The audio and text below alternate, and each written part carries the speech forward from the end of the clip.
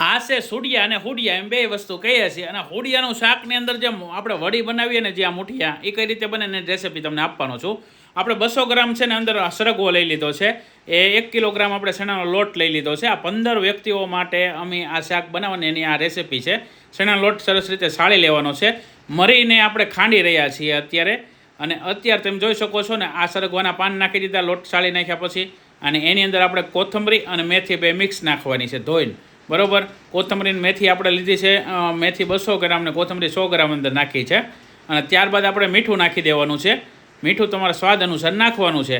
અને ત્યારબાદ આપણે તલ નાખવાના છે 3 થી 4 ચમચી જેટલા. બરાબર. તલ નખાઈ જાય પછી આપણે ધાણા જીરું નાખવાનું છે 2 થી 3 ચમચી જેટલું. બરાબર. અને ત્યારબાદ આપણે સિંગ તેલનું મોણ દેવાનું છે. તમે જોઈ શકો છો અત્યારે આપણે સિંગ તેલનું મોણ દઈ દીધું છે.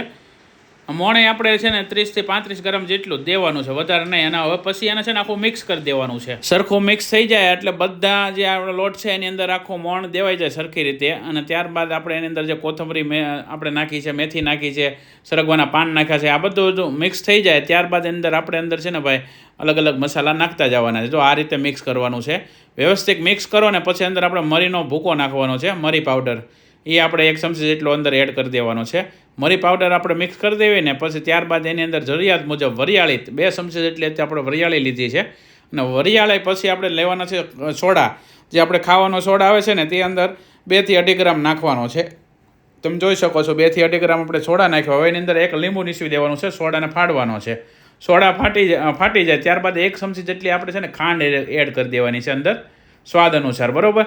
ખાંડ નાખી દેવી ને પછી અંદર થોડુંક એવું જરીક પાણી નાખવાનું છે. અને પાણી એટલું જ નાખવાનું જેથી લોટ વ્યવસ્થિત બંધાય. અને લોટ બંધાઈ જાય પછી છે ને આપણે એની અંદર નાની નાની મુઠિયા વાળવાના છે, જે ગોળીઓ વાળીએ તે આપણે રેગ્યુલર. હવે લોટ છે ને આપણે સરસ મજાનો બંધાઈ રહ્યો છે. લોટ બંધાઈ ગયો છે. એની અંદર થોડોક તેલવાળો હાથ કરીને એને છે ને આખા પીંડાને વ્યવસ્થિત સેટ કરી દેવાનું છે. ત્યારબાદ હવે જો નાના નાના લુવા વાળવાના છે. આ જે મુઠડી છે ને એકદમ ઝીણી જ વાળવાની છે, બહુ મોટી સાઈઝ ન થવી જોઈએ. અને સરસ રીતે જો આપણે બધા ભેગા થઈને બેસાડ મિત્રો બધા આ રીતે ગોળીઓ વાળવા માંડ્યા છે. ને હવે આપણે સૂલો જગવી દીધો છે. આની અંદર આપણે શુદ્ધ સિંગ તેલ નાખી દીધું છે. બરાબર. અને સિંગ તેલની અંદર આ ગોળીઓને તળવાની છે આપણે. અને જો તેલ આવી ગયા પછી આપણે જો આ મુઠિયા બધા અંદર નાખી દીધા છે. અને આ મુઠડીને એકદમ તળ નાખો એટલે પરફેક્ટ જે આપણી ગોળી છે માથેથી ફાટવા મળશે ધીમે ધીમે. અને એકદમ મુલાયમ ખાવ તોય તમને એકદમ સોફ્ટ બનશે અને ખાવાની તમને મજા આવશે. આ મુઠડીનું શાક છે ને દાણા મુઠીના શાકમાં પણ આ નાખી શકાય છે, ઊંધિયામાં પણ નાખી શકાય છે. ઊંધિયાની ગોળી થોડીક અલગ આવે. આપણે એની અંદર છે સરગવાના પાન ને એ બધું ઉમેરેલું છે. સરસ મજાની ગોળી તૈયાર થઈ ગઈ છે, આપણે બહાર કાઢી લીધી છે.